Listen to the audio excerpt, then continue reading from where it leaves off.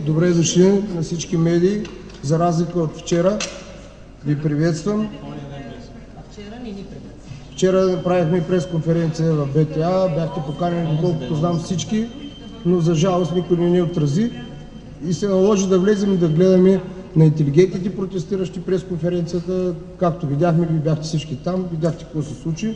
Естествено, отново бяхме обвинени за провокатори, което не отговаря на истината, защото много скоро ще разберете как 10 000 провокатора от нашето движение ще излязат със знамената и ще си искат правата в тази държава. Ние искахме да чуем кога ще престане полицейщината и репресията срещу нашето движение.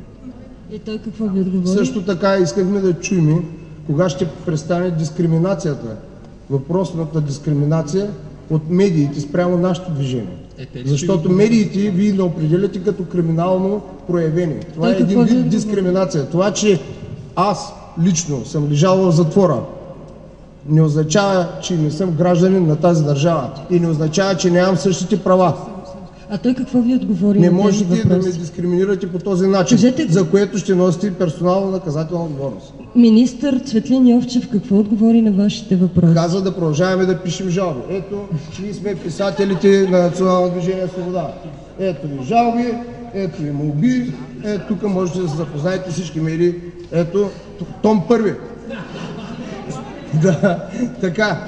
Продължаваме да пишем жалби, продължаваме, имаме клипове, вече снимаме и филми, значи можете да заповядате, да арестуват с нас, да поддържат 2-3 часа на улицата така, да се снимаме, да изглеждате добре, но все пак това е добре за нас, защото полицията мина на наша страна. Те са граждани в тази държава, те са още по-натиснати от нас. При положение, че правителството не може да предприеме достатъчно адекватни мерки срещу платените така наречени интелигентни протестиращи, които са за неговото сваляне, да даде воля на нашите членове да използваме доброволни отряди съвместно с органите на реда за разкриване и залавяне на всички тези организатори, които вече знаят цяла България, обслужват интереси на Джордж Сорос.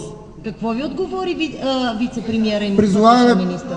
Моля? Какво каза господин Йовчев? Ами знам това, което пише в медийното пространство. Каза да му напишем. А това ваше предложение напомня ли малко идеята на Волен Сидеров за